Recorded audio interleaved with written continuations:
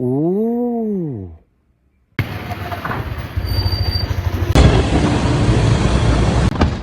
Boss Tere!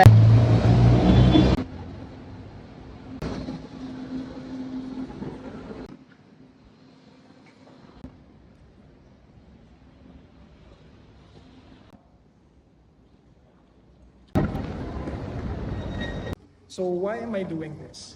It's to showcase that perfumery is indeed an art.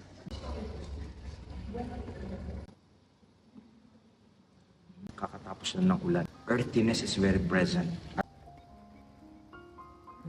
Medyo may pagka-mentally siya. May tama rin ba ito? Renato? Yes. Very peaceful. Let's see. What does it smell like? Pressurized atomizer.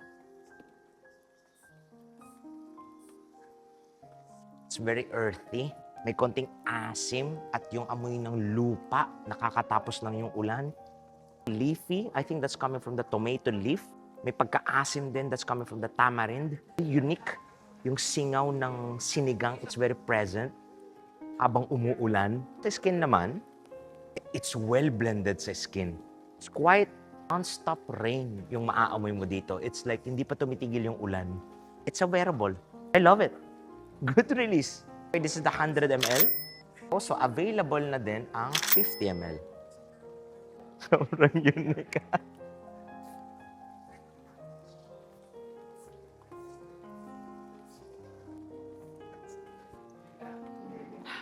First impression ng Acid Ray of Serenato, spray it on skin.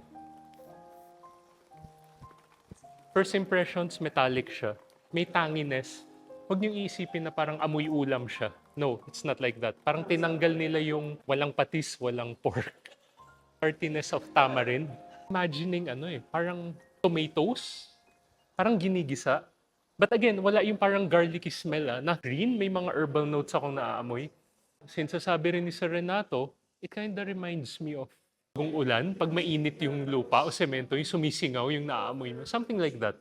It's quite comforting, kinda nostalgic. It smells very organic. Hindi siya amoy synthetic. For me, hindi. It's a good release. Galing. Gawang Pilipino. Present eh. Sabi ko kay Armin, parang may floral na nga ako napipick up.